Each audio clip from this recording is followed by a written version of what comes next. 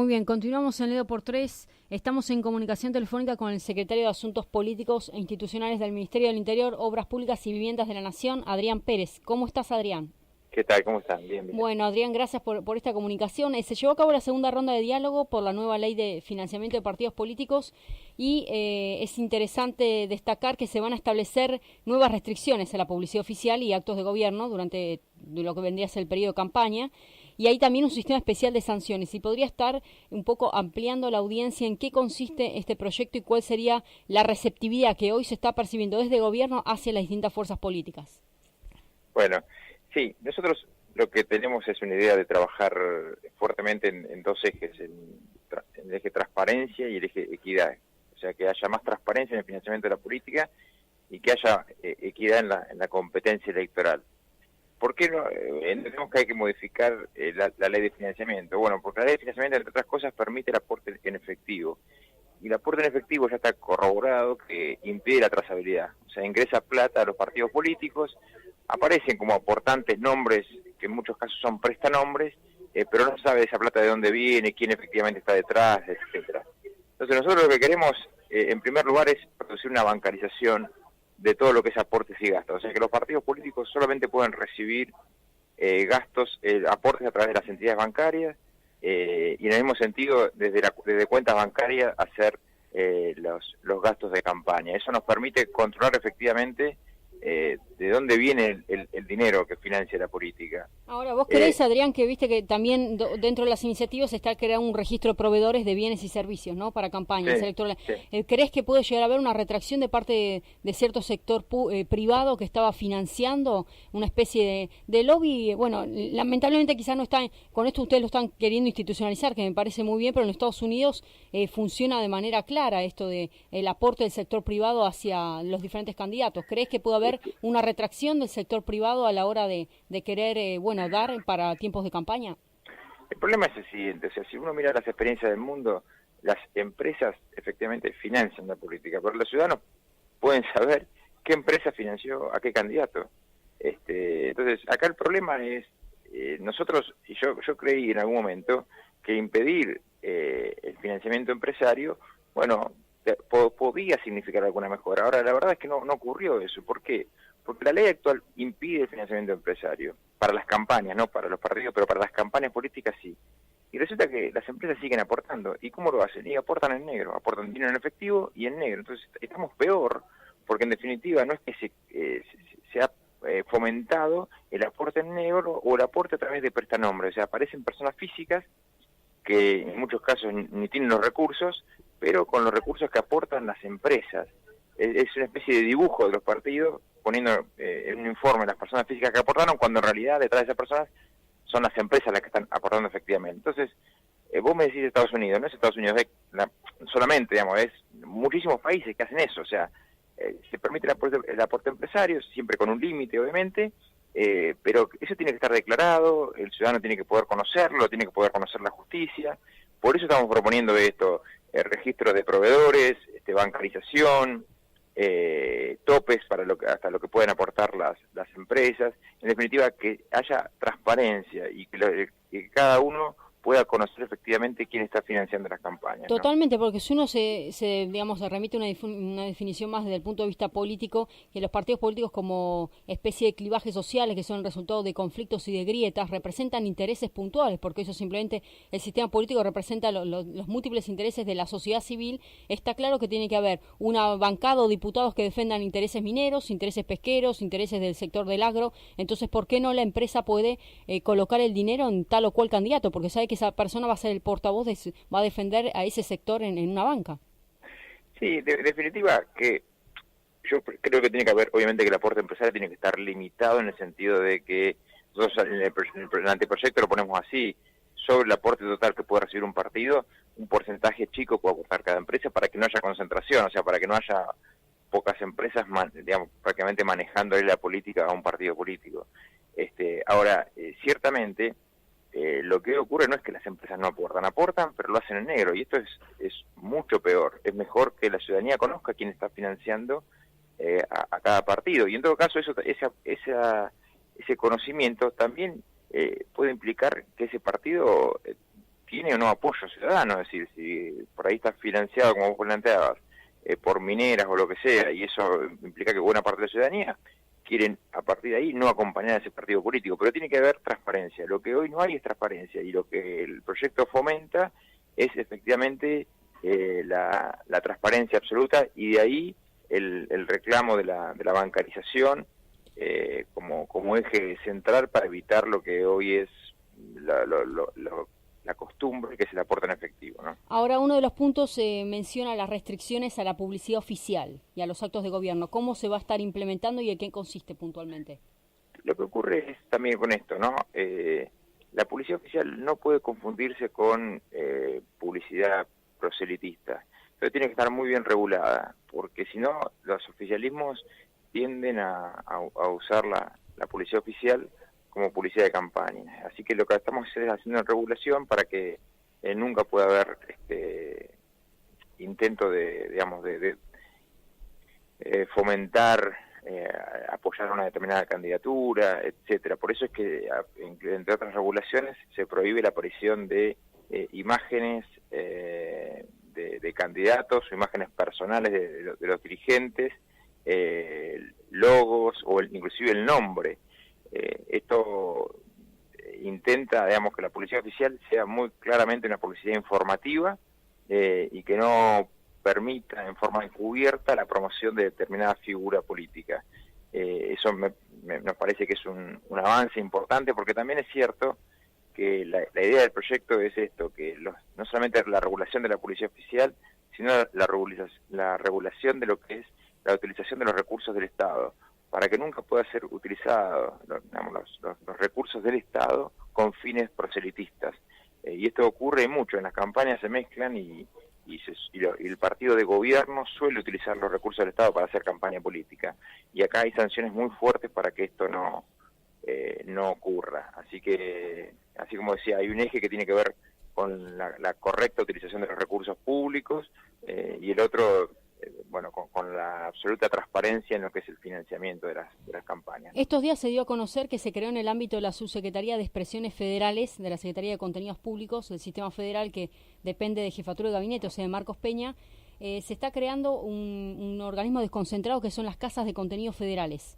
El objetivo es desarrollar una red federal de casas de contenidos que funcione como polo de difusión cultural para los contenidos generados por el Sistema Federal de Medios Públicos y los contenidos. Algún sector de la prensa lo calificó como que estaba orientado a cuestiones políticas más que a cultura. Se están creando, organismos desconcentrados en épocas de campaña para difundir determinados valores que, hay que ver si realmente están apegados al fin último para el cual fueron creados, o se están creando, como una manera, una salvaguarda para aprovechar para difundir ciertas cosmovisiones, se quiere, o líneas en épocas, que es un año clave en términos electorales. Mira, no conozco concretamente eso, pero lo que sí te digo, no veo ahí, al contrario, el gobierno ha tenido en materia de medios públicos, en materia de difusión cultural, una política muy abierta y plural, a diferencia de lo que venía ocurriendo hasta ahora con el gobierno anterior en la Argentina. Así que no creo que vaya en esa línea, pero precisamente esta ley lo que intenta es regular con mucha claridad que ningún tipo de promoción de política pública oficial pueda tener un destino político partidario, proselitista, etcétera, y establece sanciones muy duras. Así que, y es una ley promovida por el propio gobierno, ¿no? Así que yo creo que, al contrario, el gobierno tiene como intención central que las instituciones empiecen a funcionar bien en Argentina y que quede claramente separado lo que es la política pública de lo que es una campaña, una difusión proselitista, etcétera, ¿no? Bueno, Adrián, esperemos que sí, que este cambio igual realmente se venía esperando en todos los arcos, en el arco político, con lo cual se celebra, obviamente. Esperemos que esto tenga un impacto interesante, ¿no? Y que, a nivel social también se esté percibiendo este cambio, que era una materia pendiente durante años, el tema de la reforma política. Sí, ojalá que sí. No son reformas fáciles, porque la reforma tenía 3 aspectos. Este es uno de los aspectos, el del financiamiento, sí. Y había otro aspecto que logramos sancionarlo en la Cámara de Diputados, pero finalmente no se pudo sancionar en el Senado. Vamos a ver en qué momento podemos hacerlo, que era el cambio de instrumento de votación. Nosotros estábamos impulsando votar con la boleta única electrónica Sí. para salir del sistema de boleta partidaria, boleta en papel por partido, que, bueno, eso es un sistema engorroso, arcaico, viejo, que prácticamente ya no existe en el mundo y que, sin embargo, bueno, todavía lo tenemos en Argentina. Lamentablemente, el proyecto tuvo la sanción en diputados porque acompañaron muchísimos bloques, pero no pudo ser sancionado en el Senado, pero es parte de esta reforma que nosotros queremos hacer también, ¿no? Cómo votar en la Argentina. Así que esperemos que después de la elección también podamos retomar este tema y que ya en el 2019 los argentinos votemos distinto, ¿no? Adrián, ¿cómo te va? Juan Pablo te saluda. Bueno, quiero que me digas tu apreciación, o sea, cómo pronosticás las elecciones que se avecinan a fin de año, digamos, cómo ves posicionado al PRO, digamos, cómo va a salir airioso o no. Con esta sensación, digamos, de lo que ocurre en la calle, la gente está un poco reticente, tal vez un poco impaciente, hay ciertas cosas que tal vez no se comunican bien de parte del oficialismo, porque bueno, sabemos que están trabajando, claramente están intentando mejorar las cosas. Por otro lado, bueno, la gente vive el día a día y digamos, la coyuntura hay que pasarla. Por eso te preguntaba cuál es tu impresión de lo que puede ocurrir de acá a fin de año con las elecciones. Sí, como, mira, yo creo que el gobierno va a tener un acompañamiento importante, sabiendo que hay una vocación muy fuerte del gobierno de que la Argentina cambie y pueda ser un país desarrollado, con prosperidad, con trabajo, etcétera. Yo creo que en algunas cosas ese cambio es evidente y en otras cosas todavía hay muchas dificultades. Yo justo que me llamaban ustedes, recién salgo de una reunión con dirigentes de la OCDE que están en nuestro país, analizando, por ejemplo, las políticas de integridad. Y en eso el gobierno ha hecho muchas cosas. Nosotros sancionamos el año pasado una ley de acceso a la información pública que va a entrar a regir en octubre. Sancionamos un capítulo de transparencia activa que obliga al Estado a publicar las contrataciones, las obras públicas, la contratación de personal, la declaración jurada de los funcionarios. Hemos impulsado una ley de lobby para que sea transparente la relación entre lo público y lo privado y que quede registrada las audiencias que se producen entre el sector público y el sector privado, y que cuando no existe esa registración hay fuertes sanciones para los funcionarios. Hay regulación, se ha mejorado la regulación de conflicto de intereses, hay la sanción de la norma de la ley del arrepentido. En el mismo sentido hay una media sanción del tema de decomiso anticipado de bienes. O sea que yo creo que en materia, por ejemplo, de transparencia institucional, ha habido avances. Tenemos un INDEC creíble, tenemos una justicia que no es intervenida, ni interferida por el poder político. Tenemos en la Argentina prensa libre, sin condicionamientos. Eso cambió abruptamente. Y tenemos un país que se integró al mundo. O sea, en un año y medio, Argentina está inserta en el mundo nuevo. Yo creo que esos cambios son evidentes y la ciudadanía los puede ver con mucha claridad. ¿Cuál es el tema? Sí, que lo económico está mucho más difícil. En el sentido, no, la economía está creciendo, pero está creciendo poco. O sea, después de 5 años sin crecimiento, la economía este año va a terminar creciendo a un 3%.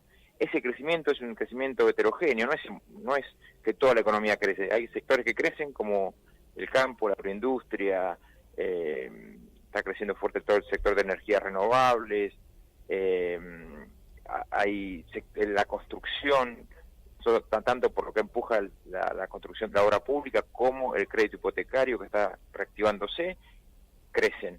La manufactura de origen industrial, bueno, hay algunos sectores con caídas.